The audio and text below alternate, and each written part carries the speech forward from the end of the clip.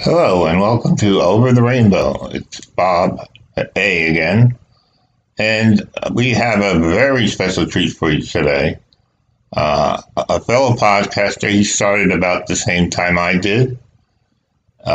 His podcast is called Garage Talk PC, and he's on Spotify, iHeart, iTunes, Google, and soon Pandora.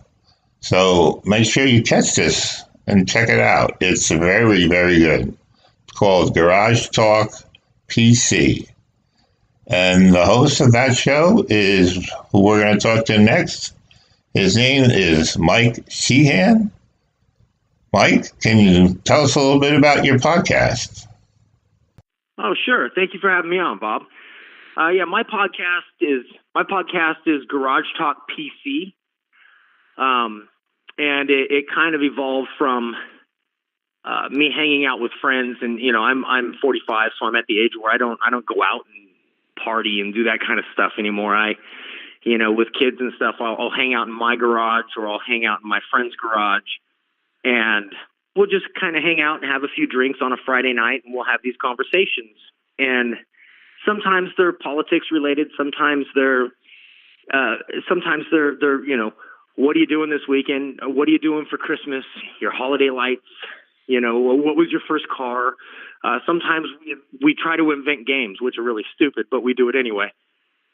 And so one night we were hanging out, and I thought, you know what? This topic that we're talking about would make a very interesting podcast. I thought. I mean, I don't know if it does or not. And so, I bought a mixer, I bought a few mics, and downloaded the software and started making podcasts. And so my podcast kind of run the gamut. We have some that are on mental illness versus mental weakness. We have others that are I have a friend who's a record producer in Southern California, and I brought him on last week. And so I kind of go everywhere. And I talk about all kinds of different topics. I figure that way, if you don't like episode number 2, go to episode number 3. It'll be better. It'll be a different topic. So, yeah, I listened to a lot of your podcasts, and they were very good, very entertaining, funny. I especially liked the one where you talked about mental illness versus mental weakness. I was wondering if you could explain that. What you meant by that to our fans? Well, really, the point of that podcast was really exploring a real mental illness, ADHD, ADD, OCD, PTSD, anxiety, depression, versus something that we have instilled into our kids and our kids are abusing. That's kind of that was my take on that podcast. And so you have a true mental illness versus what we perceive as mental illness, but really is a mental weakness. It's and granted, and I have to admit, I'm responsible for the way I raise my kids.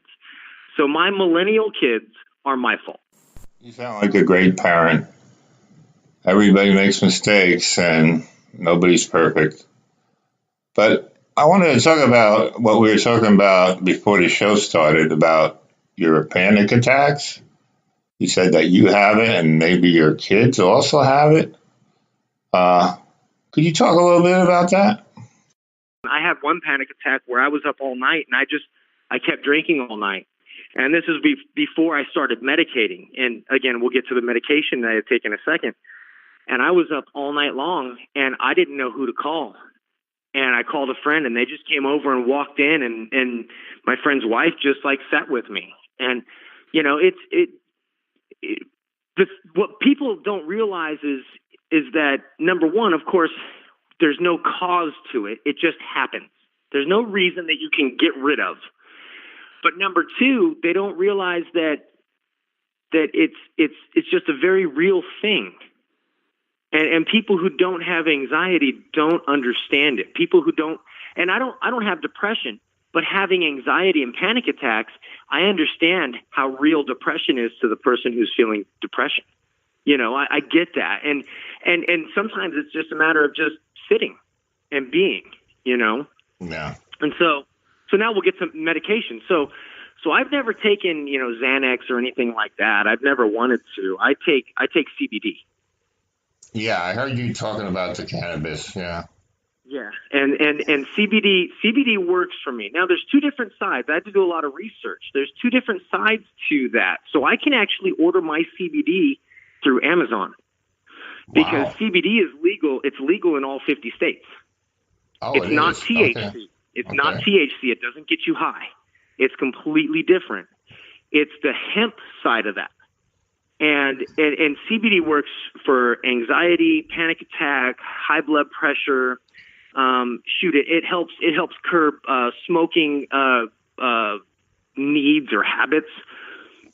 There have been no real studies, quite honestly, but these are things that people report. And CBD is good for tissue health.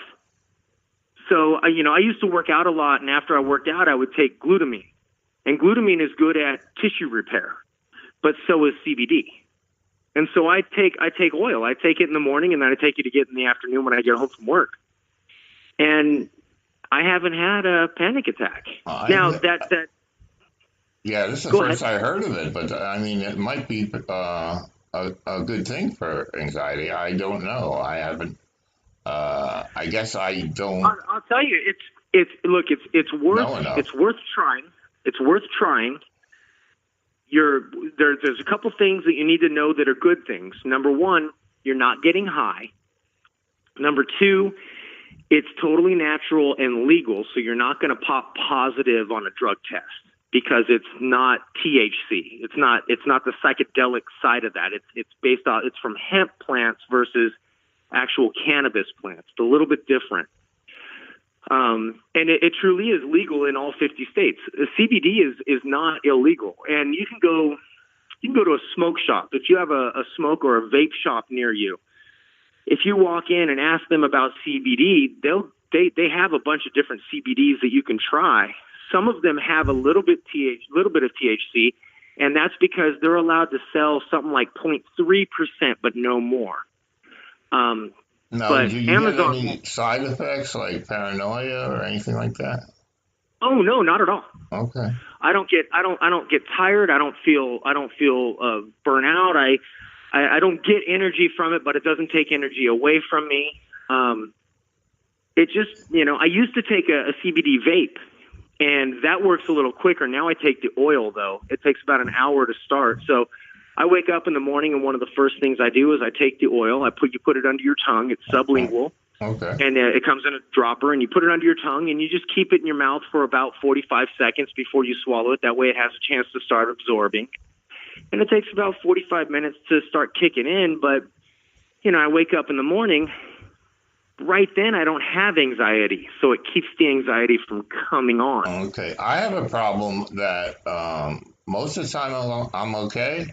But there's a certain time of day, like from 10:30 to 1:30, and a lot of times, I'm working, where I'll go into this anxiety, depression, and it's hard to fight off. I try to eat right and all that, but nothing works. It's just this time period. Let me ask you a question now. You said 10:30 is when it kicks in. Is that almost daily around that same period of time? Yeah, pretty much. Then I have CBD at my work. I have a bottle of the oil at my work because it's legal. It's perfectly legal in all 50 states. You can get it on Amazon? Yeah. Off the air, I'll tell you which brand I use. There's a million brands out there. This is the one I use that works for me. All right. So off the air, I'll tell you what brand. Okay. If people want to email you, you can forward it to me. If they want information on it, I can give it to them. I'm very open-minded. I mean, if anything works, that's great.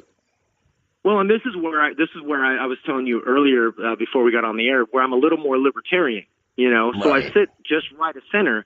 And if I'm a Republican, I don't believe in this stuff. But if I'm a real person, and I have to be open-minded to the fact that, hey, if it works, it works. Right. and Right. it does work for depression as well.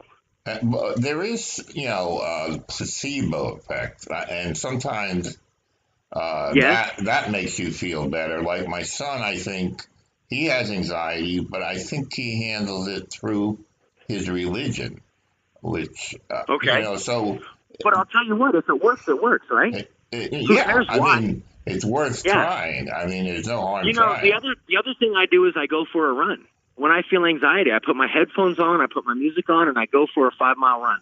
That'd be And great that if I helps. could do that. I can't. I can And barely walk. So I know, but that helps too, though, is the thing. yeah, I agree. Going for a drive personally never helped me. That just escalates it. That doesn't work for me very much. And I know I listened in your podcast. You say you get a little anxious when you're driving with other people in the car. Yeah, I do a little bit. So obviously that's not a great thing for you. But I mean, it's you know what? It's worth a try. And there's no dosage, so you can't overdose on CBD. Okay. There's no way to overdose on it. So what you do is like mine. I take 1.5 milliliters in the morning, 1.5 milliliters at night, and I started at 1 milliliter a day. And I worked up, and this is what seems to work for me. And so that's kind of my thing. And the other part of that is if there's a certain part of your day where you feel it, take it an hour before and see what happens. And I would encourage you, don't believe in it, just see what happens. Yeah, And I mean, I'm open if to it works, anything. great. Yeah, if it works, great. If not, well, it was $40. What are you going to do? You know? My middle son didn't believe in anything I used to tell him, and our problem runs in the family, and it kind of starts at like mid-30s. He just turned 33, and he got it. He got the anxiety attacks, and he came And all of a right. sudden He came right. He came right to me and said, "Dad, what do I do? This is right. terrible. This is terrible. I don't know That what was to his do." apology to you Yeah. for not believing you before. Yeah. That's what that was. Yeah. No, Yeah. for sure. And that's like I was saying earlier. I didn't know how to deal with it when my daughter first had them, and I never believed my ex-wife. And then when I started figuring out exactly what it is and what I can't do about it for somebody else. One time I was in the car, we were driving down the road. I looked in the rearview mirror, and my daughter was in the backseat bawling, crying. And I said, "What's wrong?" And she just said, "Panic." And I just pulled over. I got out of the car, ran around, pulled her out of the car, and I just held her for about 15 minutes. There's nothing I can do. Does that help? I mean, it wouldn't help doesn't. me. It doesn't. Yeah. She knows I'm there, and that was my thing. I'm not going to tell you everything's going to be okay, because I know that doesn't work. It makes it worse, but I can hold you, and that's my thing. I just held her, and 15 minutes later, she started to calm down. We got in the car, and we finished on our way home, Yeah, I talked about when I had it, I couldn't feel love anymore. It was like, I love my kids. I mean, I just adored my kids when they were younger. I still do. And it takes away the very thing you need. Out everything. It takes away the very thing you need to help it.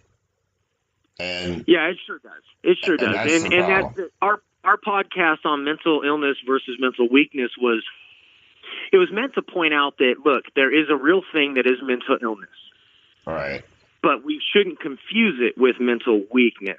And so mental weakness is kind of how we raise our kids. And if we screw up, then we create that, and that kind of thing. And my friend GR covered his a story about his daughter in one of our podcast, in that podcast. Right. Right. And that's a mental weakness. You mentioned also a young child took her life because of bullying. Yeah, that was actually out here in Santa Ana. It's in Orange County, and it was a 10-year-old. And at the time that we recorded the podcast, it had happened the day or two before. We posted it later, but it had happened a day or two before, so we didn't know much about it. But a lot of our podcast was on how a 10-year-old even knows what suicide is at that age, and a matter of and my friend Aaron on the podcast at that time also talked about how when you and I were kids, when we left school, whatever bullying happened stopped because we were away. But now with Facebook and Instagram and Snapchat, it can continue.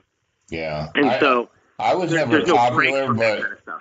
yeah, but I kind of wasn't popular, but I was 6'7" when I So nobody reached messed with you. 13. So the Right. bullies didn't come after me. So I was Right. lucky in that sense. Of course. But yeah, I enjoyed Yeah, your. so that's what happened, and that was a 10-year-old girl. She lived in Santa Ana and out here in California in Orange County. And I mean, it's a shame, and I don't blame her parents for that. Even though we talked about illness versus weakness and parenting causing weakness, you can't blame the parents really for that. We need to be communicative with our kids. We need to be able to talk with them, and we need to find out and pry. When I was a kid, it was leave me alone, stop bugging me, and that's what my son does with me. He's 17.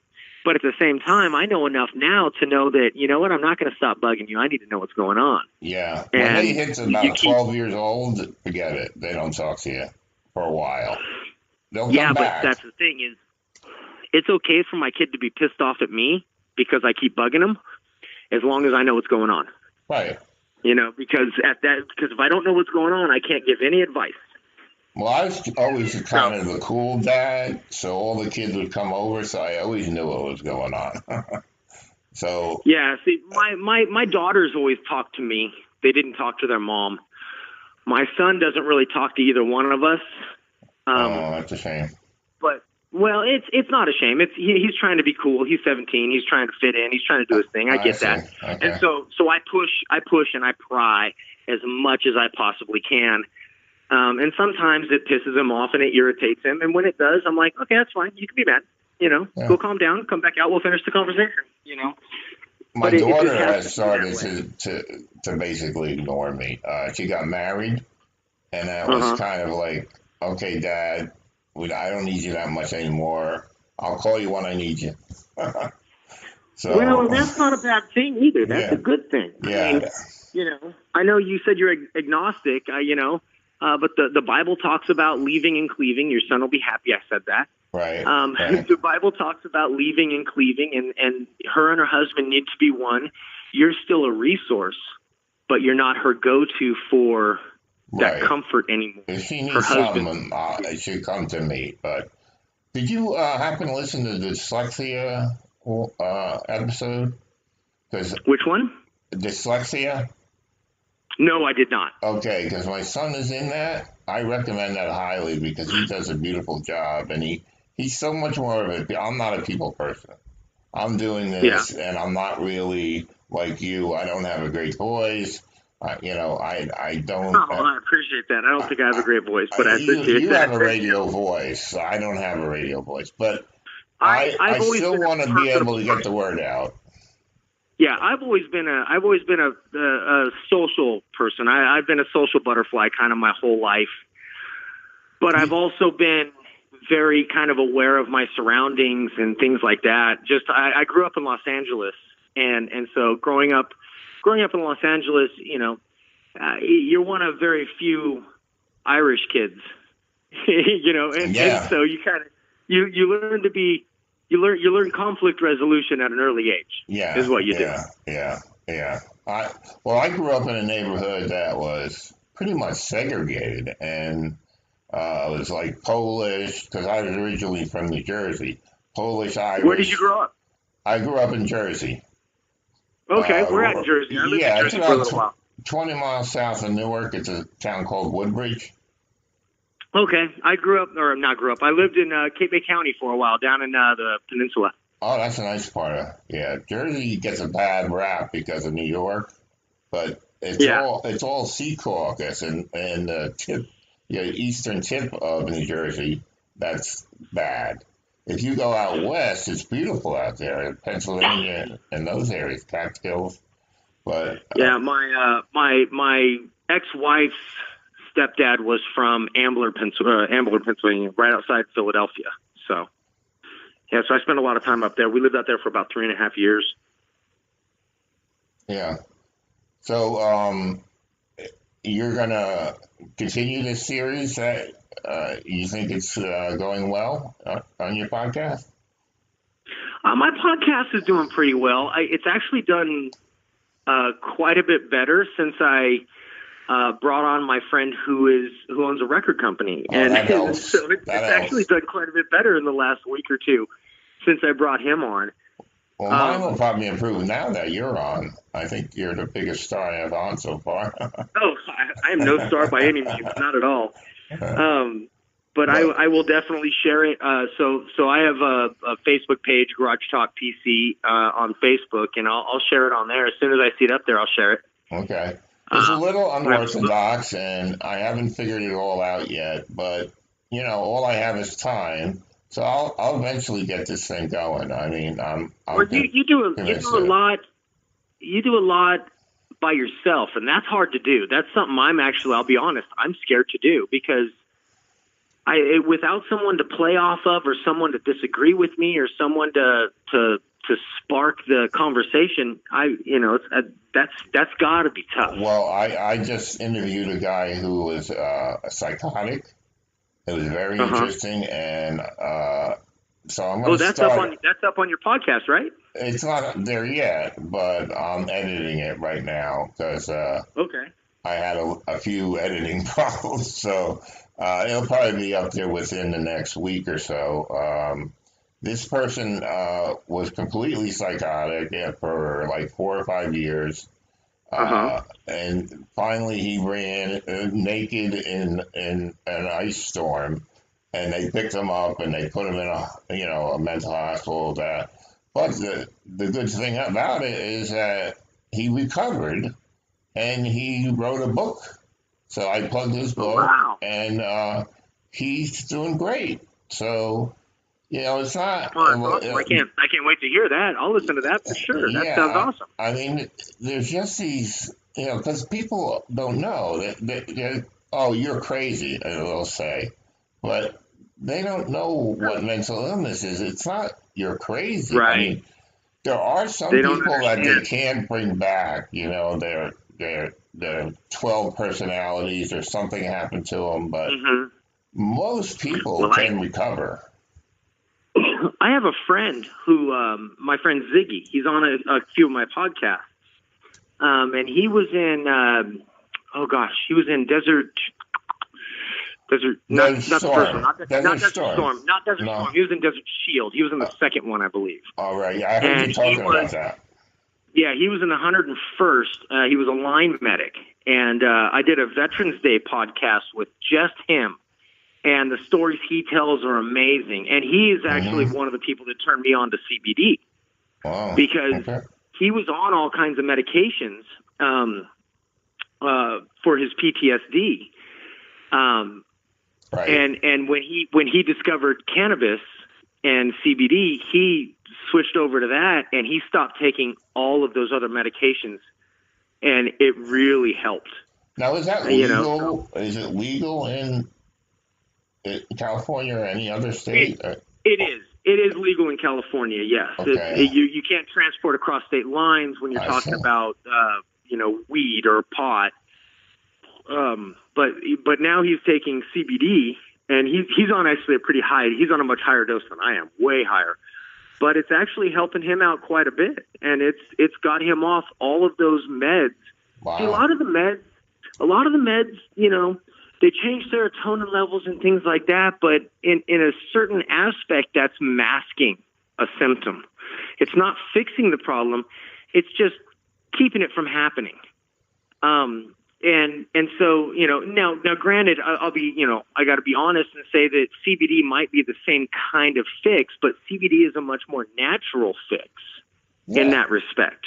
Yeah. Whereas, if I'm taking Xanax every day and I don't take Xanax, I'm screwed.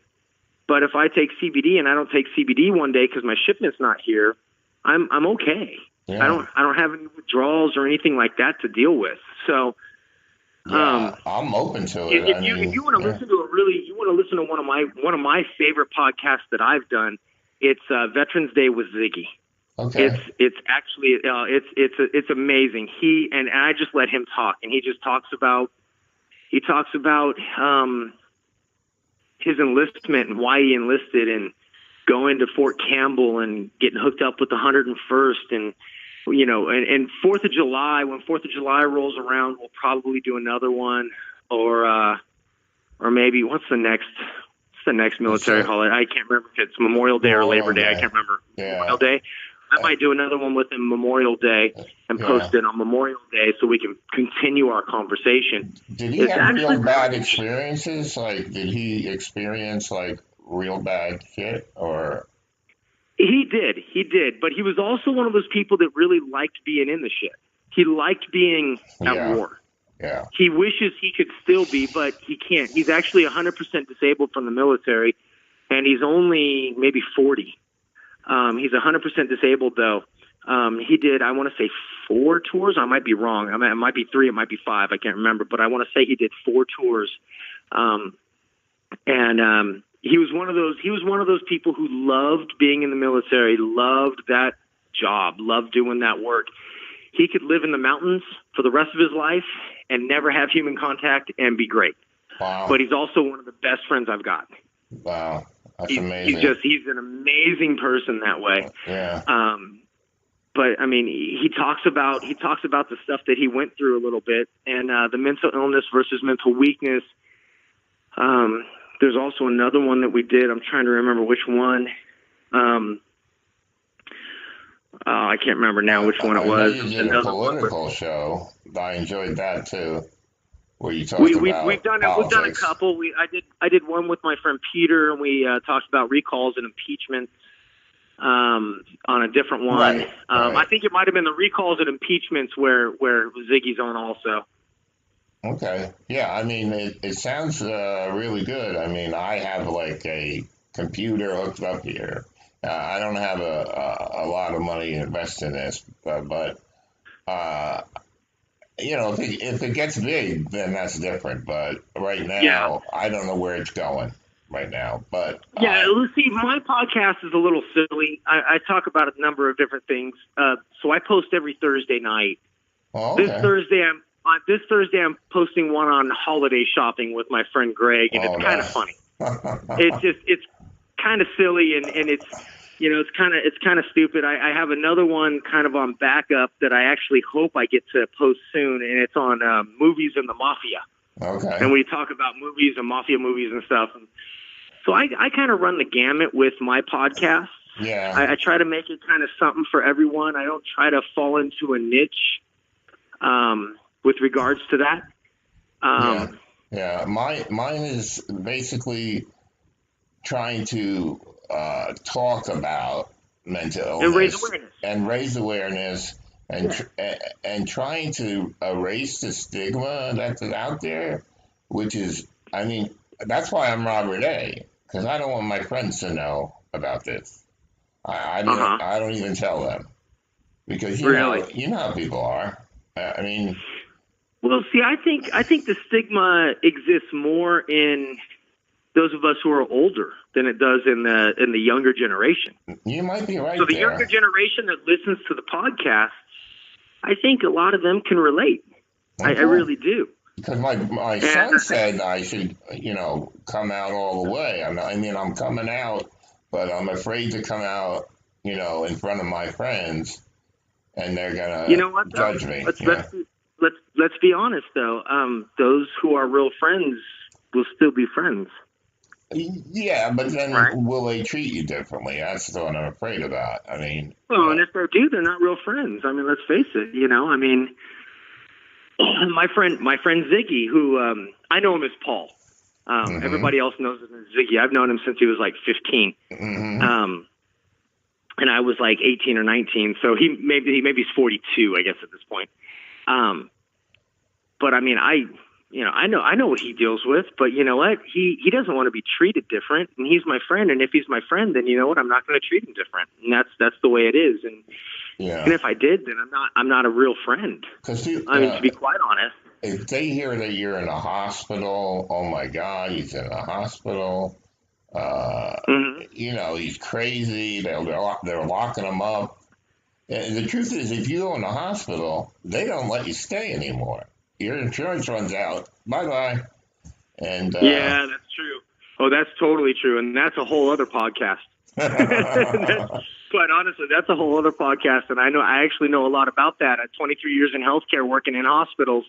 Yeah, I agree with you 100%. But that's a whole other 2 hours of stuff. Yeah. But you're right, and the most they'll do now is if you go to the right hospital, the most they'll do is a 72-hour psychiatric hold to make sure you're okay. Right. And then whether you're okay or not, they're still releasing you. It's just a matter of whether or not they release you with a recommendation to see a psychiatrist or psychologist or not.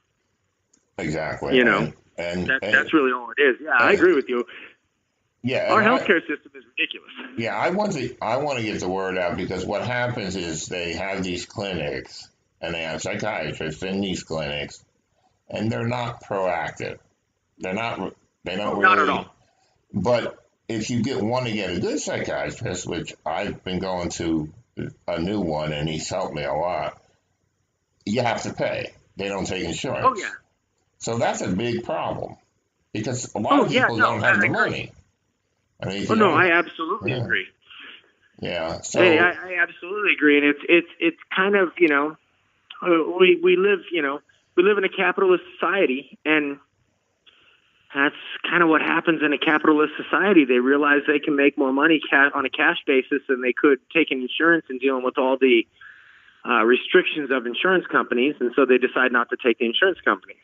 Right. It's kind of what they do, I mean, I have conversations. Who did I have a conversation with the other night? I want to say it was with my friend's wife, and we were talking about socialized medicine versus, it was my friend's wife's girlfriend. It was her friend. Bernie's socialized medicine. Yeah. Well, I mean, Obamacare. Let's take Obamacare. Obamacare was meant to be the precursor to socialized medicine. Mm-hmm. And the problem with it is, and I actually wrote a paper on this when I was in my master's program. So I have a doctorate in education. I have a master's in healthcare administration. Wow. And in my master's program, I wrote a paper on socialized medicine. And I actually, in researching all of it, I realized that socialized medicine is actually a great thing if it works. Yes. But it's population based. Yeah. And so in places like Iceland and Greenland, socialized medicine works great because population is small enough they can control everything. Right. In places like the UK and Canada, socialized medicine doesn't work because the population's too large. And then you take it to a place like the United States where, I mean, we've been a capitalistic society for so long. Yeah, we're not used to it. Switching over to socialized medicine is, I mean, just the process of doing that alone is a huge hassle. But the population, we have 175 million people living in the United States, and there's no way that socialized medicine will ever work in the United States. I think it's double socialized medicine now. It's 300 million. I'm pretty sure. Yeah, I could be way off. I could totally be way off. I'm just pulling numbers out of my butt. That's right. But the point is, we have way too many people for socialized medicine to work. That's the problem. Yeah. If we had a population where it would work, I, as somebody who leans right, would be completely on board with socialized medicine. Because there's a place for it. There really is. Did you hear that on one of my podcasts? I read off some statistics about 33% of people in America are happy, and the rest say they're not happy. Say that one more time. I'm sorry. Only 33% of Americans say they're happy. Yeah, but happy with what? That's a generic statement. Yeah, I mean, it is kind of generic, and it's opinionated maybe, but I believe, because I know a lot of people that just, they're not happy, and in a society like this, we all should be happy. I mean, we have so many things. Yeah, I know. I hear you. I agree. Let me tell you something funny, though, about that. It's kind of related. So I grew up in Southern California. And, I mean, California is a horrible state to live in. It is. Really? We are the third largest economy in the world. And we have the highest gas prices in the United States. Yeah. The highest average gas prices, and it's because of our California state laws. And so, quick short story on that. If Arizona is running short on gas, they can pull from Nevada. If California is running short on gas, we can pull from Arizona or Nevada, but then we have to re-refine it in our refineries to meet California emission standards. And that costs money. And in this year alone, we've had 2 refineries go down, one in March and one a couple months later.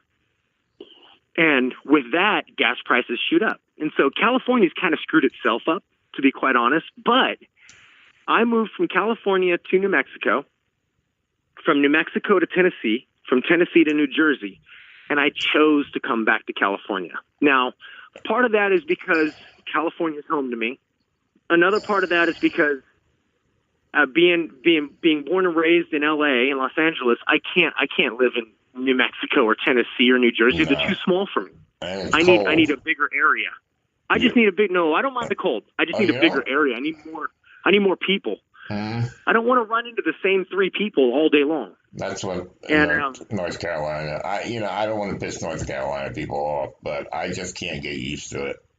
I was born and raised in Jersey, and down here, if you say something it's not politically correct, they're a little more sensitive. So. Oh yeah, but you were also born in northern Jersey, which is more New Yorkish. Yes. Right. Yes, definitely. So there was a larger population in southern Jersey. It feels like there's like 7 people, and you run into the 7 people all the time, and you're like, oh crap, you saw me doing that, son of a bitch. What am I going to do now? Yeah. So I moved back to California, and there's all these people talking about, I'm leaving California. I'm leaving California. And here I am, the guy who moved back to California, and I'm like, well, you know what? I'm not leaving California. I moved back here for a reason. I'm going to stick it out, and it is what it is. I mean, it really is. Yeah, it's a beautiful state to look at. It's a horrible state to live in. I went out there. I was going to live there in San Diego. My daughter went to Point Loma her first year of college. Okay. So I figured, my daughter will be out there. I'll be out there. But it happened to be 2009, which was when the banks went bad. In the middle of the recession, yeah. Yeah, and I couldn't believe it. Everybody told me the same thing. 6 weeks ago, I'll have 5 jobs for you in a second. Now, I don't know.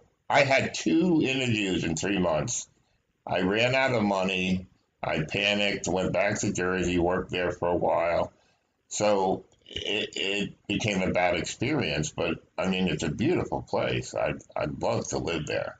But, when I lived in Jersey, my family obviously lives in California, and I would come out to visit. And growing up in California, I didn't really see all the hills and mountains that we have out here.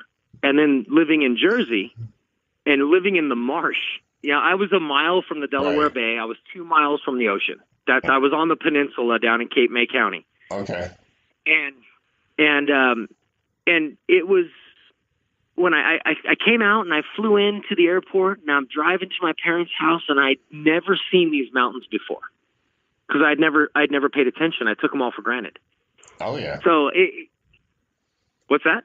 Yeah, I mean, there's also places like Virginia where my son lived for a while, and it's beautiful mountains there as well. Well, see, in Jersey, what do you have? You got the Poconos. Yeah, yeah. I live right now at I'm about 500 or 800 feet below the Poconos sea level or level. Mm-hmm. So I'm about 1,800 feet above sea level. Poconos is about 25. Mm-hmm. Yeah, and I mean, and the weather here is you can't beat it. I mean, you just can't. It's unbelievable. I love the cool nights, and it's just great. I mean, it's gorgeous. And so, I mean, I had to move back. I couldn't. There's no way I'm ever going to leave California, and it's a shame because I should be somebody who is saying I want to move to Arizona or Texas, and I'm like, no, there's no ocean. I can't go. I like to go to the ocean. I like to go to the beach. My son went to Texas, Houston, Texas, to take a job there, and he wound up hating it. He hated it.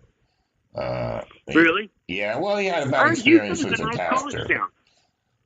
I heard that's a nice college town, though. But he was a pastor. He was a youth pastor. So, Oh, yeah, well, yeah. he didn't like the heat, and his pastor was kind of a jerk, and he just had a hard time there. I'm not saying Texas is bad, but I'm just saying that it's not for everybody, Yeah, I could just never move out of California. You'd have to really sell me on a place. I mean, I've been to the Keys. I've been to Marco Island down in Florida. I've been to Naples. I've been to Orlando. I've been to Tampa. I've been to Fort Lauderdale. Well, you've been everywhere. Huh? I've been to New York, and I love New York. I would love to live in New York, but I mean, what am I going to do over in New York? I mean, I get that. I got nothing there. In the city, I've been you to would Queens. want to live in Queens? Okay. I've been to Queens. I've been to Astoria. I've been to Manhattan. My ex-wife has a cousin that lives in Astoria, and so we actually went out to Astoria in Queens for a little while, and that was actually a really nice place. I thought it was really neat.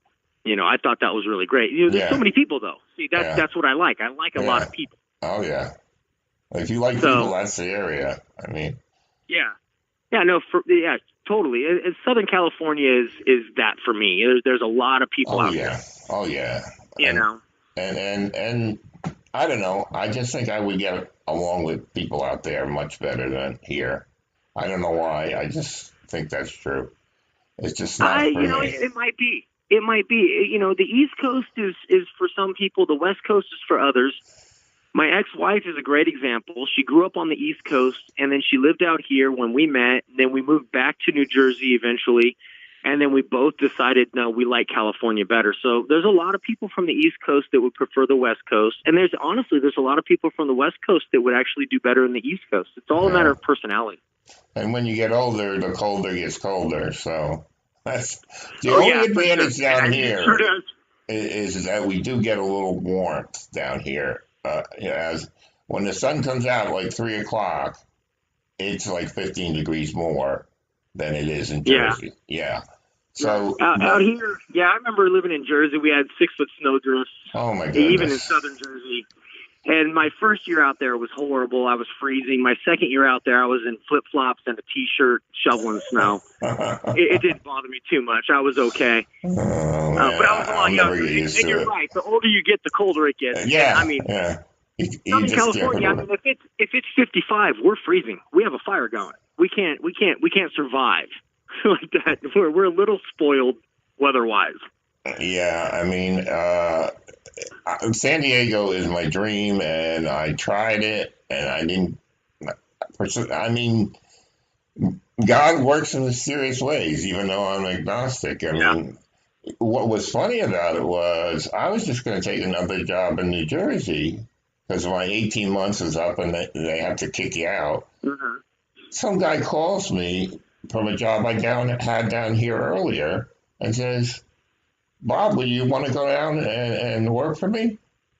And it was crazy because it just kind of worked out. Yeah. So now I'm back down here where my kids are. And, to me, family is everything. I'm a family-oriented person. I think it's very important to try to keep the family together and, you have a lot of rivalries with the children, and my son is so jealous of my daughter because she's the youngest and she's the girl, and I have 2 boys and a girl.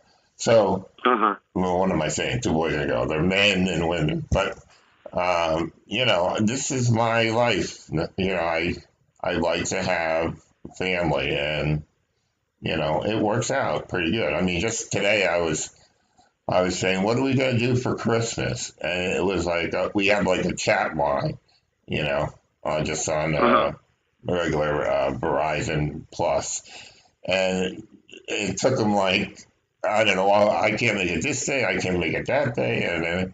But we finally worked it out. And, when we get together, it's really great. I have 4 grandchildren, and grandchildren are just tremendous because you can go there. And guess what? You can leave. You don't have to put them to bed. You don't have to, do the hard stuff, change their diapers, whatever. Right. So you can give them back. Yeah, I mean, I'm just into kids a lot. I think they can teach us a lot of things. I mean, if you really observe children. They can teach you a lot of just different things that they do, and you just forget. At our age, we forget that life is supposed to be How simple fun. life can be. Yeah. Yeah. We're supposed to be having a great time. I mean, people put too much pressure on ourselves, I think, also. I think that I agree with that. Yeah, I think people as a people, we, the keeping up with the Joneses kind of thing is that's a real thing. I mean, I'm busy trying to make more money, and I'm busy trying to do this and that, and I forget every now and then. I always do remember, but I forget every now and then to enjoy life. And then every now and then I stop and I go, no, wait a minute, hold on. No, I'm not going to do that. No, I'm going to do this. Yeah. I'm going to enjoy what I've got and what I see and where I'm at and who I have around me. And yeah, it's real easy to forget that. And that's just the world we live in, quite honestly. And just to get the message out that, people do have problems. They have anxiety problems. They have depression problems. Yeah, they sure do. And what's funny is we all have anxiety, and this is one thing that came up in my mental illness versus mental weakness podcast. Right, I remember that. And it's true. We all have anxiety. Mm-hmm. We all have a little bit of panic. Mm-hmm. Some of us it affects differently, and that's one of the things. One of the issues that we didn't really tackle, but we argued over on the podcast is I might deal with mine differently than you deal with yours, but we both have it, and we both have that anxiety in life, and we both deal with the same kind of stressors. And what we have to do is we have to recognize that, hey, this person's having a little more trouble. What can I do to help ease that stress?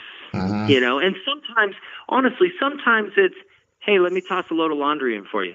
Hey, let me grab that laundry out of the. Hey, let me go do your dishes. Hey, let me cook dinner tonight. Sometimes it's something as simple as that, to just take a minute and take the stress off, and be just that caring person. And not to say that we're not caring people, just to be that person that's like, hey, I see you're here. Let me handle this. I got it. Yeah, and I think we forget that we're supposed to have challenges. Life's not supposed to be easy. I don't know if you saw A League of Your Own when she said it's just too hard, and he said that's what you like about it. It's hard. So I mean, that's the kind of challenges stuff. Challenges are how we succeed. Yeah, and I mean, it's a lot of people just like they're so scared of losing their job, or I don't know. There is a lot of politics, and that's ruins a lot of. Yeah. But sometimes, like I was saying early in the beginning, sometimes, I was having a panic attack. I'm on the floor, and my friend and his wife came over, and she just sat with me. She didn't try to make it better. She was just there. Yeah. And he was sitting over on the couch. She was on the floor right next to me, and that was enough. Yeah. It wasn't anybody going, everything's fine. Get over it. It wasn't anybody going, everything's going to be okay. It was people just going, hey, I'm your friend. I'm here. Right. And that more often than not is what we require. You know, it's the whole village. It takes a village to raise a kid kind of thing. Yeah. I mean, my son was here the other night, and his battery was dead the next morning, and I was at work, and I had a real busy day, and I had told him the night before, if you're going to stay here, make sure your car's running, because I can't be bothered tomorrow morning. I just can't. He's like, no, it'll be fine. Well, my friend down the street came up, jumped his car, took care of him, made sure he got to school. It takes a village. And it's that kind of a thing where, no one put that stress on me. That would have destroyed me for the day. And I had a really important day at work. Right. And that would have ruined it. And nobody, not my son, not my friend, nobody said a word to me. My ex-wife let me know later in the afternoon, because she knew I had a rough day. And she let me know later in the afternoon, hey, this happened, just so you know, it was okay though. And so, the whole takes the village thing that's an important thing. Mm-hmm. And I don't think it stops with kids. No. You surround yourself with friends. I honestly have 5 or 6 people I consider friends. And I consider them friends because I know that they will do that for me. They'll drop that stuff for me. Right. And, you know, everybody else is an acquaintance. Everybody else is someone I know. And those 5 or 6 people, I know that, you know, if I got arrested and I was in jail, I could call one of those 5 or 6 people and I would be bailed out, and they wouldn't judge me. They wouldn't say a word. And it's that kind of a thing. It takes that core group of friends to really be that for you. When I was growing up, they called it the gang. We were the gang, and we weren't cool. We weren't jocks. We weren't geeks. We weren't potheads. We were just kind of in the middle, and we had maybe 5 to 10 people that were really close, and we're close to this day. I call up a couple of them, you know, every week, and we talk. And you know, right now I'm living alone. It's not the best situation, but you know, it's not so bad either. I mean, you got to accept what your limitations are, and one limitation I do have is I drive people crazy because of my ADD. Because they'll say something, and then I'll say something, and I'll be like, wait a minute, when did you say that? And it'll get all confusing, and you know, they think I'm not paying attention, and that I don't respect them, and that I'm rude, I'm not obnoxious. But that's not what I really mean, you know? It's just that that's the way I am. I have certain skill set, or let's say I'm missing a certain skill set, where I'm not really able to find the point where I'm supposed to talk. You know, you probably noticed it on this broadcast. It's hard for me to distinguish when someone is finished with their thought and then I can talk. So, you know, that's totally fine. Yeah, there's nothing wrong with that. You know, I mean, from a podcast standpoint, you don't want a whole lot of dead air, so that's totally fine. You step. So I think I actually just did it with you. You step on the end of somebody's sentence as you know they're finishing up, and that there's nothing wrong with that. Yeah, I do it all the time, and my last job, they didn't like it much, and they were like, okay.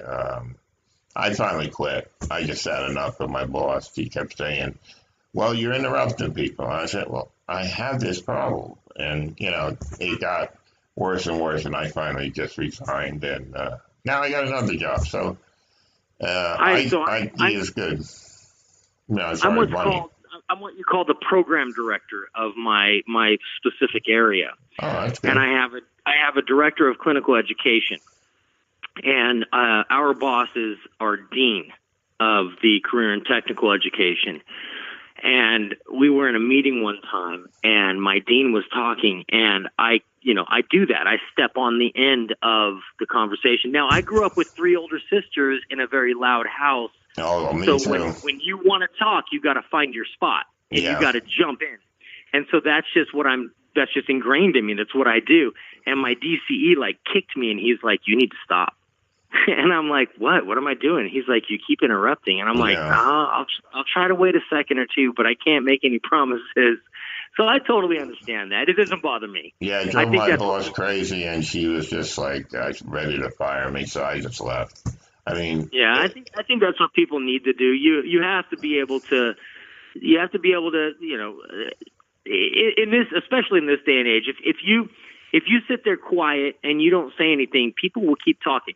You have to start speaking, and then they'll shut up. And I'm one of those people. If I'm talking and you start speaking, I get the cue, and I'll stop talking. I have no problem. It doesn't bother me, you know. Yeah, but at the same time, I think that I might have had ADD as a kid too, because, you know, I can't sit still on the phone. I get up and I'm pacing my house right now. I have to pace. I have to walk back and forth, and so it's really tough when I do a podcast. A lot of times I'm standing up, because I have to stand up to talk, or I'm moving and I'm bumping the table and I'm making noise, and you know it is what it is, and people will figure it out. And your good friends will, but there are other people that don't accept it. They say, well, you make stupid mistakes. Why do you do that? You're a smart person. What's going on? And I try to explain it to them, but they don't get it. And I have dyslexia, and that is really horrible. I mean, I'll write a sentence, and at the same time, if I may say, those people can kiss your ass. Yeah, that's true. That's my view on the world and on life. And if somebody's got a problem, they can take it up with me. And it better be a real problem, because if it's not, then they're the problem. With dyslexia, it's hard because it's hard to read, and it's especially hard to write. And I write documents. I write good documents, but I have to proofread it like 6 times. So I'm working 6 times harder than the average guy to get my document right, and it's frustrating. And nobody understands that. Yeah, and I'm a super focus. Because of my ADD, I have super focus, and I'll do something for 2 hours, burn myself out, and then I'll just have to hang out for a while. And at work, they're like, "Why aren't you working? Why aren't you heads down working and keying?" And I'll just tell them, "Look, this is the way I am. I super focus. I get a lot of work done, and then I have to take a break." And that's hard for people to understand. Yeah, you know what I tell people is try this sometime, honestly, because I tell people all the time, I'm like, look, you need 8 hours to do 8 hours worth of work. I need 4, because that's me. I'm the same way. I get in, I get it done, I get out. And I mean, you want 8 hours worth of work? I'll give you 8 hours worth of work, and I will do 8 hours worth of work in the time it takes that guy to do 4 hours worth of work. Right. And I'm going to be way more productive. So when I'm done, I'm done. Leave me alone. Back off. Yeah. No, I totally get it. I'm the same way. Other people are just spinning their wheels. That's the real truth of it. I mean, there's so many people that just spin their wheels. They're not thinking. They're not planning things out, and they're just doing. No, you know what they're doing, quite honestly, is they're sucking up time on the clock as far as I'm concerned. Yeah. Yeah. Those are people that are going, hey, I have this I got to get done in the next 8 hours. I'm going to take all 8 hours to do it. And me, I go, hey, I got to get this done. Let me get it done. And I get it done. And they're like, well, I was working in a neonatal intensive care unit, right? I'm a neonatal pediatric specialist. Right. I was working in a neonatal intensive care unit, and my supervisor came in. And at the time, we were really only supposed to take care of 3 kids at a time, but we were really slammed, and I said, look, I'll take those 6 kids back there because I can do it. And so I grabbed this wheelie chair, like it was a raised chair on wheels, and I would wheel over, wash my hands. When I just wheel from radiant warmer to radiant warmer, and I'd move back and forth. And she came over, and she's like, what are you doing? You've been sitting down all night. And I'm like, you know what? I'm doing my job, and it's all done. Yeah. She's like, how can that be? You've been sitting down. And I just told her, I said, and this is where I'm not the best communicator. I said, look, I have amazing time management skills. Yeah. I'm sorry. And she had 2 kids that were totally fine, and she couldn't deal with those 2 kids, but I dealt with 6 in the back in a chair the entire night. Yeah. And so, people don't necessarily understand other people unless they wish to. I think that's the thing, so you have these issues that you think keep you from being able to do a great job, but in fact, they help you do a better job than those around you, but those around you are either jealous or they don't see. Exactly. You nailed that one. And that's my take on it. And I have because I have ADD too. So, but when I was a kid, we didn't have ADD. So my dad would slap me on the back of the head and tell me to focus. And I was taught to focus. Well, I mean, my dad would always get on I was always the one that was getting yelled at because I did something stupid. He goes, what the hell did you do that for? So if I have something to do and you give me something to do, tell me when it needs to be done, it'll be done. Yeah. And don't bug me, it'll be done. Yeah. And that's that. And and so a lot of people don't understand the hyper focus that comes with ADD. Yeah. Like you said, you hyper focus. So you get locked in on this one thing. You know what? Leave me alone. Let me do it. And the time goes by. You talk about time going by fast. It's amazing.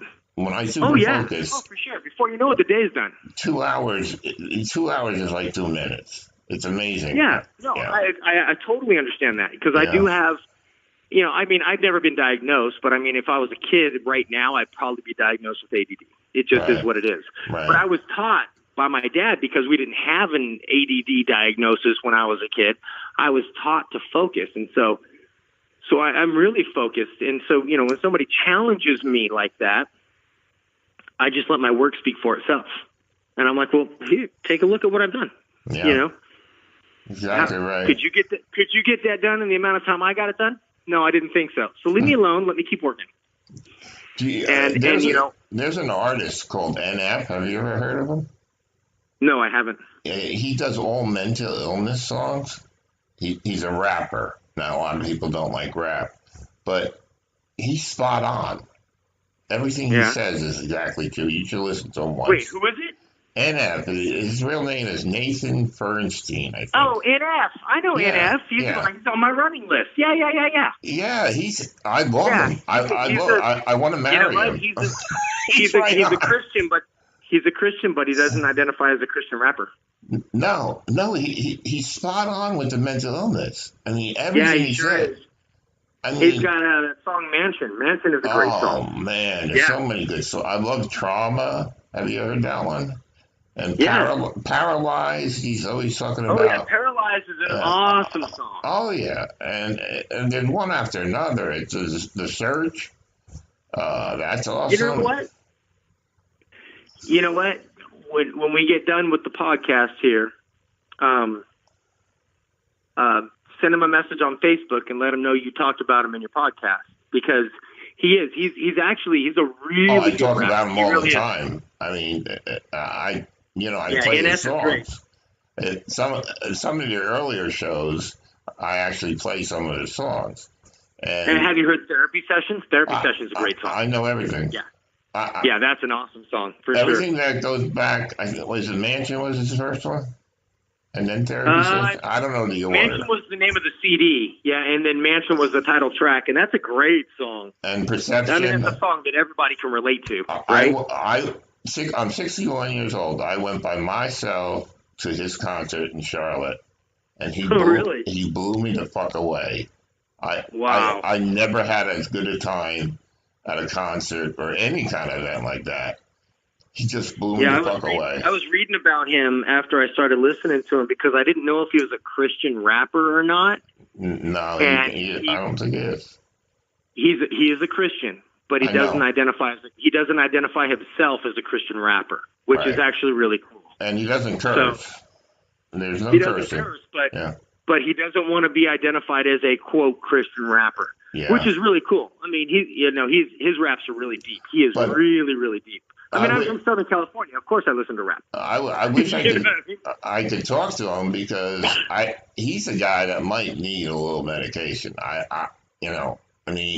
He's always talking about. So that's the thing. I think his outlet is his music. I think he gets it through that, and that's the thing with ADD and anxiety and depression and PTSD. You have to find an outlet.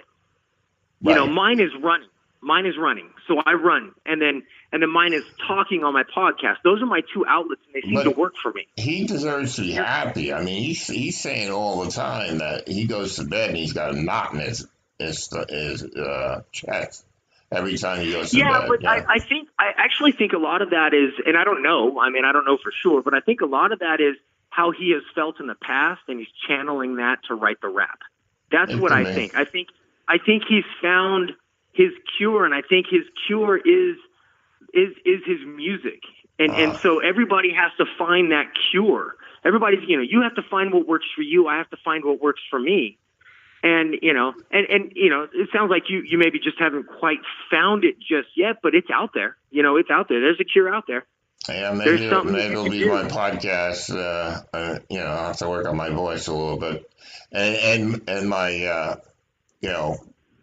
equipment and all of that stuff, and it's gonna be a slow process, but that takes time. Yeah. But I mean, we all have a cure. If I'm having some really wicked anxiety, you know what?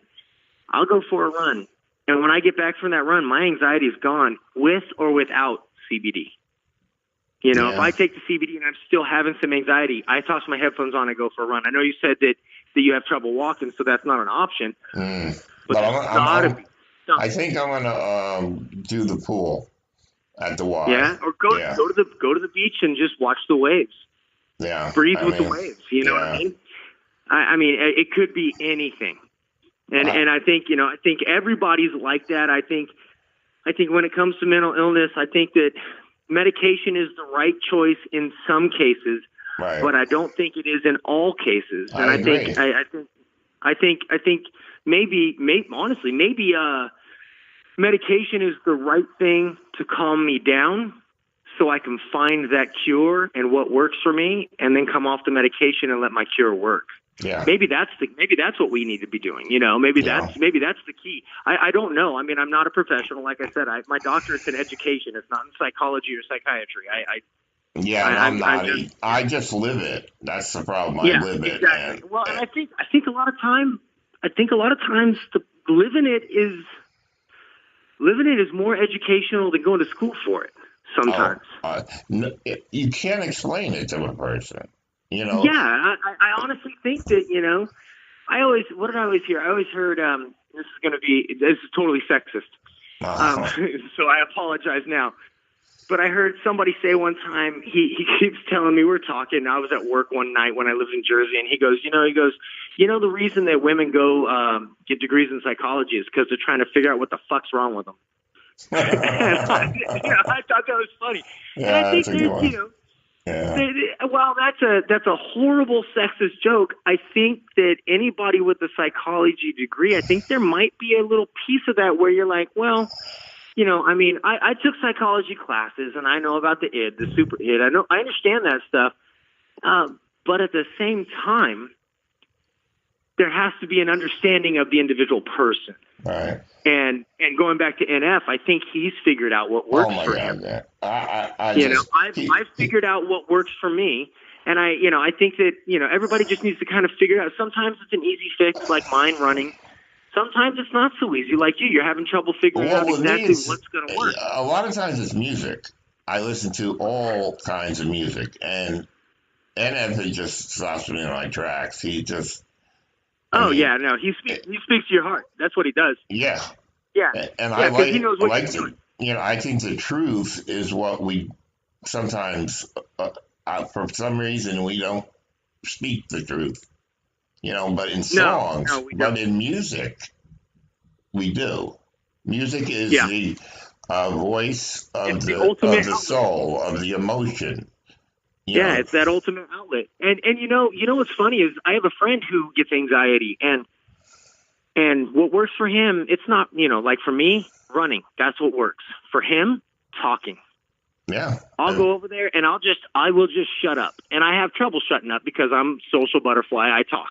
Mm-hmm. But I'll just shut up and I'll just let him talk, and he'll talk and he'll talk and he'll talk and he'll talk.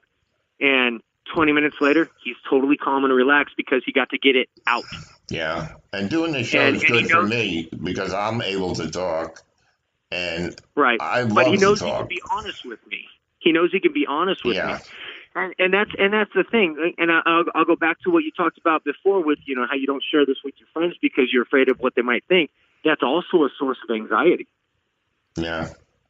And what I have to say to that is, fuck them. I'm just ashamed. I think I'm still ashamed. I know, but I haven't gotten over it. Real friends no matter what, and that's that. Yeah. There's no way around it. I don't think it's really the risk of losing a friend. I just feel I think it's different. Ashamed. And That's what it is. That's what it is. I was just going to say that. I don't think it has to do with your friends. It has to do with you and you're embarrassed. Not ashamed. You're Exactly. embarrassed. Embarrassed. That's a better word. Well, Yeah. stop being embarrassed, because you'd be amazed at how many of your friends will tell you, "Oh my God, you know what? I had that same shit happen to me." Well, it's my son's, I have Facebook with some of my son's friends as well.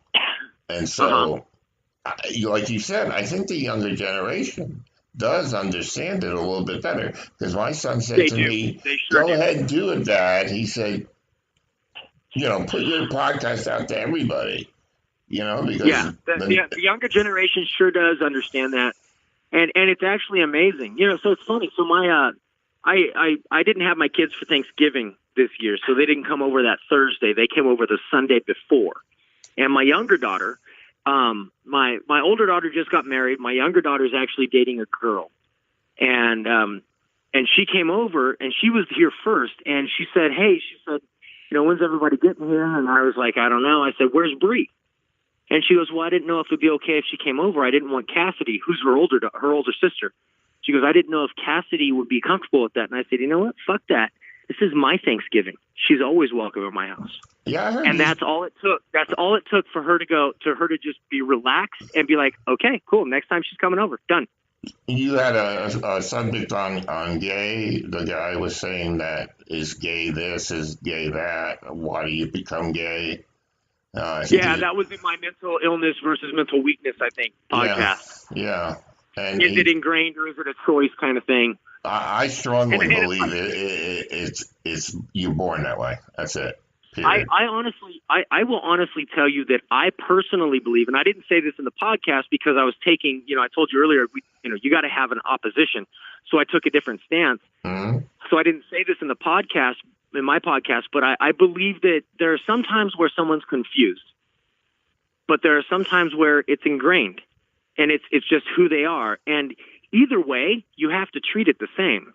You have to be understanding. You have to be loving. You have to be a friend, a father, a sister, a brother, a son, a daughter. You got to be that person regardless. You have to, because that's the only way they get through whatever they're going through. Mm-hmm. And if it is a choice, they'll get through it and they'll move on. If it is ingrained, then they know that you understand and you still love them. And that's the most important thing, is that with any mental illness, that that there's this group of people that whether they understand or not is irrelevant. They love you and they're there for you. And that's all that matters. And that by itself relieves anxiety. Yeah. That by itself helps cure depression. You know what I mean? That stuff goes a long way. Just somebody going, "Okay, that's cool," And so I'll tell you another story. It's really funny. So I have a friend. My friend's name is Tommy. Mm-hmm. And I had to be 19, 20, and I was the only one of our group that had a girlfriend. Mm. But I would always hang out because I was super comfortable in my own skin. I would hang out in my boxers at my house. And so everybody, for some reason, they all thought I was gay. And somebody finally told me that, and I was like, "What?" And it really hurt my feelings that people thought that. Wow. And so I went to my friend Tommy, and I was, he was in his bed, and I was sitting on the floor, and I'm like, "Hey, bro," I'm like, "Do you think I'm gay?" And he goes, "Sometimes." And I'm like, "Really?" Wow. And he goes, "Yeah." And I'm like, and I just told him, I said, "Dude, I'm not gay, right?" He goes, "That's all I needed to hear." And that was it, done. Yeah. And and all of a sudden it was all gone.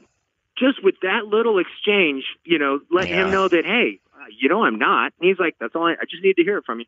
And it shouldn't matter. I mean, last night I told my friend called, and I told him I'm working on my podcast accidentally, and I kind of said, "Well, it's personal. I can't give it out." So I'll have to think about it. I'll have to think about it.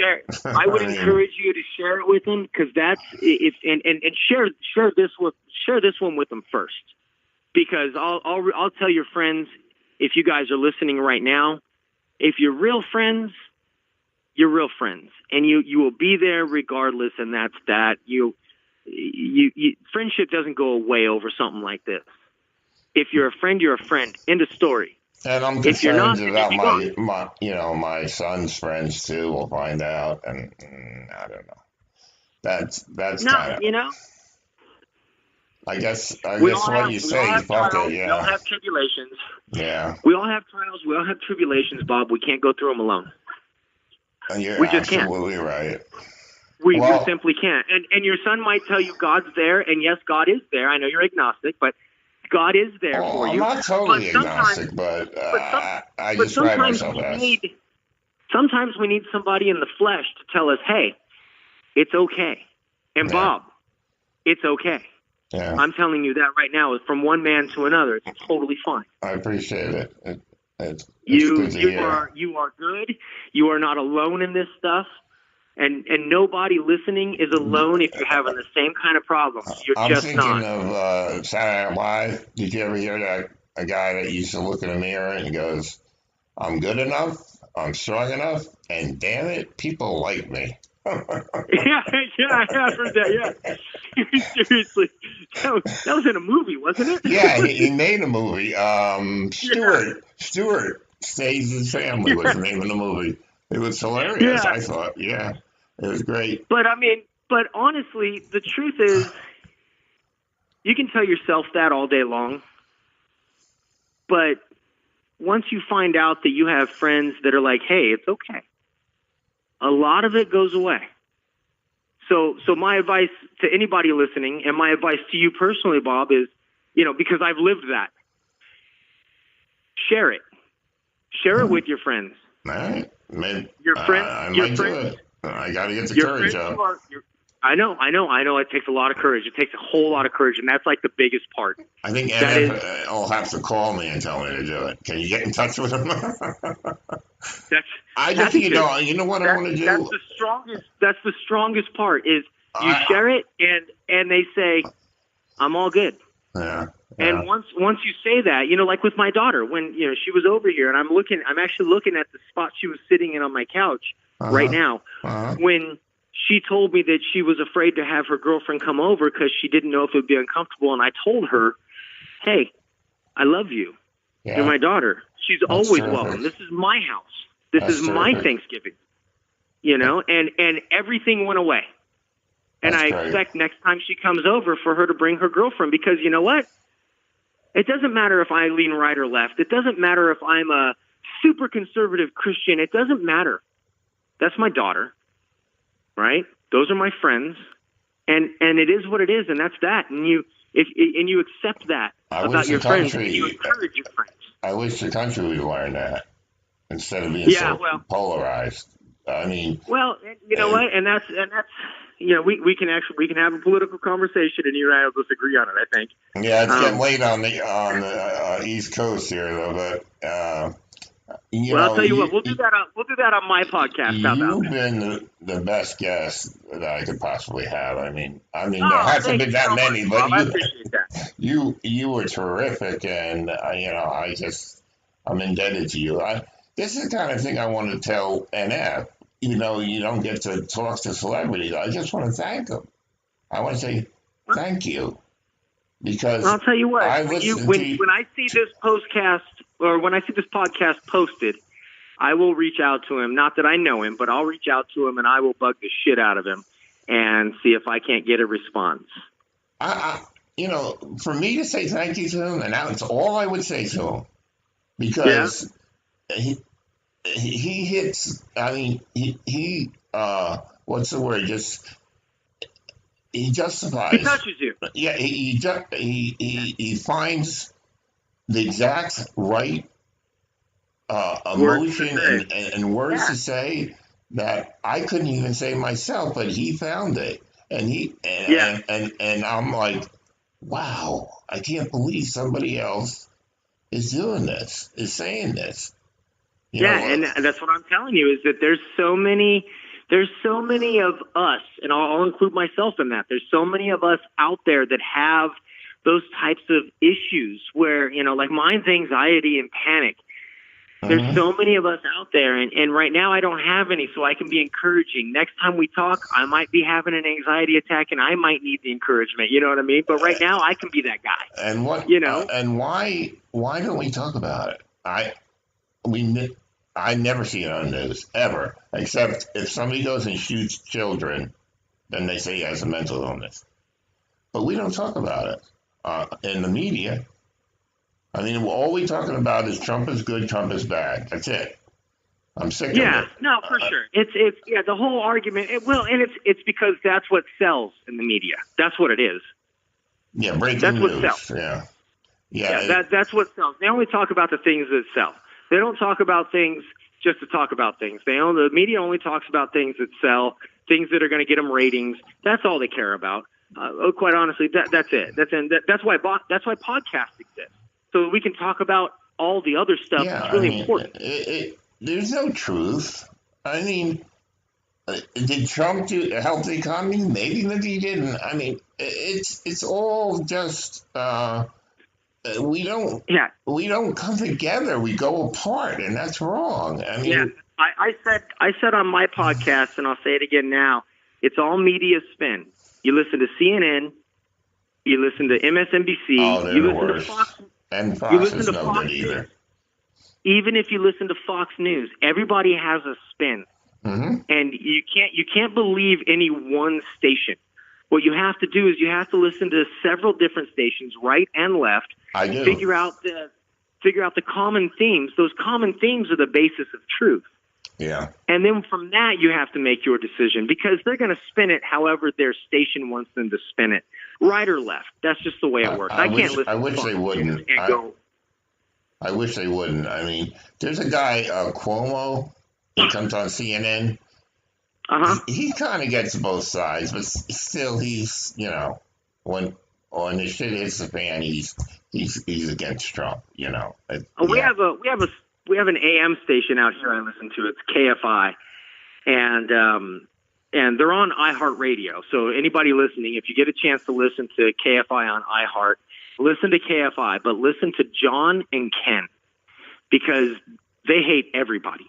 And they're amazing. They hate they don't support a right or a left. I mean, I guess they obviously lean a little bit right, but they tend to be a little more libertarian also. They're actually really funny, because they'll talk crap about Trump, they'll talk crap about Obama. They don't even care. What's the name again? John and Ken. John and Ken. And it's on KFI. KFI on iHeartRadio. You can listen to them. They go on at like 2:00 Pacific time, so that's 3, 4, 5 o'clock your time. If you ever get a chance, just listen to them. They just don't care, and that's my favorite radio is the people who don't take a side. Right. Howard Stern. Yeah. Howard Stern is that guy. Yeah, Howard Stern doesn't care. No. He only cares about what he cares about. And he doesn't care if it's right or if it's left. Some of it's right, some of it's left. He doesn't care. I like that about people. Yeah. I think I love Howard Stern. I mean, that's the most real you can get. And I love that. And so I try to be that, even though I do tend to lean a little to the right, but I mean, come on, I take you for that.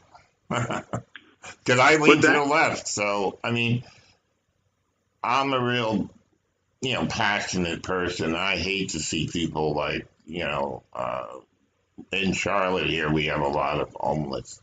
And it just, it breaks my heart. We have a lot out here, too. And if you give them money, they don't spend it on food. They go out and do their addiction, whatever it is. And right.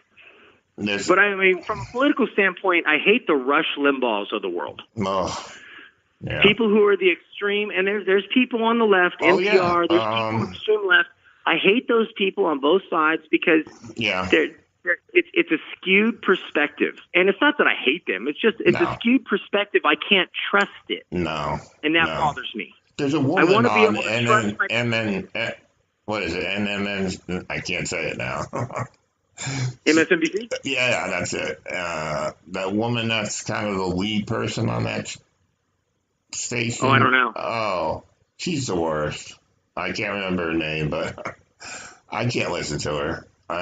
You just have to. You got to watch both perspectives, and you got to ignore all the rhetoric that they throw out, and you got to pick out those those common themes, and those common themes between the right and the left, that's the true stuff, you know? Yeah. I mean, I was watching the Democratic debates, and all they were doing was bitching about Trump. I'm like, how are you supposed to choose who you want as your presidential candidate as a Democrat when they all just hate Trump?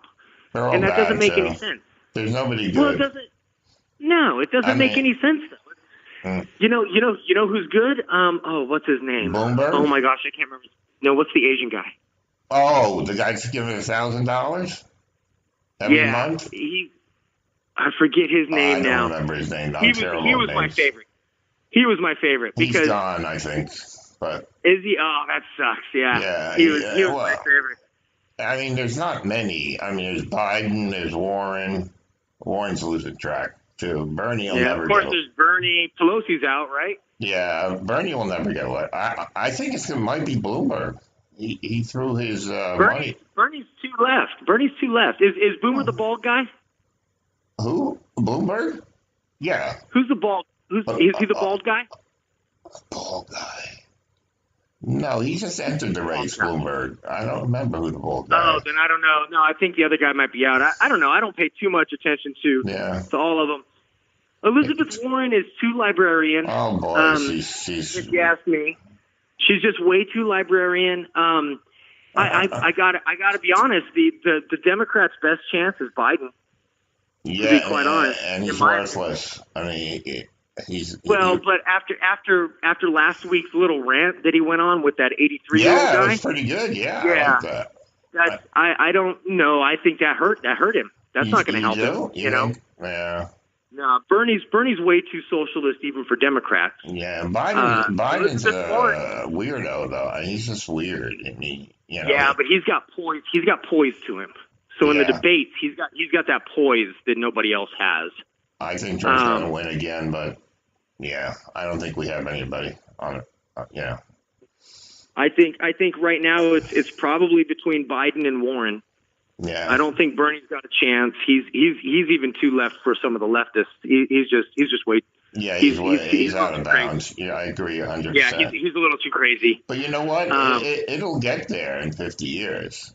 Bernie could win in 50 years. I believe that anyway. Bernie will be dead in 50 years. No, I mean a person. You mean like that personality? Yeah. You mean that personality? I know. I'm just kidding. But because Medicare for all is something we should have, and we got to figure out how to do it. Face it. Medicare may not be there even when I get there. Well, I mean, we don't have to call it Medicare. We could just call it health care. I mean, it's but the thing is, you got to fund it. Yeah, that's the problem. See, that's the problem with Bernie, and that was the problem with Bernie in the last election, when in 2016 when he was going up against Hillary, is he wanted free health care, and they said, well, how are we going to pay for it? And he said, you don't have to, it's free. Yeah, and nobody could understand that. They were like, no, the money has to come from somewhere. It might be free to me, but who's going to pay for it? And he was like, no, it's free. What don't you understand about free? And he couldn't. He couldn't explain that. He's a little too extreme with regards. I think he's a little too extreme even for the Democrats. Yeah, I really do. He wants the very rich to pay for it. I think is what his final conclusion is. I think it's going to be between Elizabeth Warren and Joe Biden. That's who I think. How about Bloomberg though? You got to check him out because he's got the money. So I think he might. He's got the money. You said he just entered though, right? Bloomberg did? Like 3 weeks ago. Yeah. I don't know. He might be the winner. That's my horse, I think. It'll be crazy. I'll have to do a little research on that because he's more financially based, though, right? Oh, he's got tons of money. So no. I mean, in terms of education, and I mean Bloomberg reports and stuff like that. That's him, right? Yeah. He's middle of the road. Yeah. So I mean, that's not necessarily. I'll be honest. That's not necessarily a bad thing. You know, if I'm going to sit there earlier and talk about how I wanted Trump because Trump is a businessman. If I'm looking at the left and I have to choose somebody, it should be somebody who's into business and finance. Yeah, right. Exactly. You know what I mean? And that would be a good race. That would be interesting. We'll see what happens. Yeah. Anyway, for sure. Late on the East Coast, so I mean, Yeah, it's late for you. I'll let you go. no, it's okay. I mean, I had a rough day, but I got to get some No, sleep that's all right. eventually. But I got to get to bed too here in a little bit. I have an early day in the you, morning. you really made my day. I mean, I really appreciate you coming on. I don't know how many people will eventually stick with me. A little bit different. Like I said, I don't have the radio voice. I don't have probably the personality that's necessary, but I think I have a lot of the experience. I have experience, and I hope Well, that'll Bob, work. I appreciate you having me on. It was a great conversation, Oh and I yeah, look it's forward to having terrific. you on my podcast also. Okay, that sounds good. Let me know when, and I'll probably have this out in a couple of days, hopefully. Yeah, and let me know when this posts, and I'll share it on my Facebook page. Okay, I'll send it out to you. And if anybody, I mean, you have an email address, right? Yeah. For anybody who wants to get a hold of anybody, throw It's it out there right now so that people can hear it. Over the Rainbow Bob, one word, at gmail.com.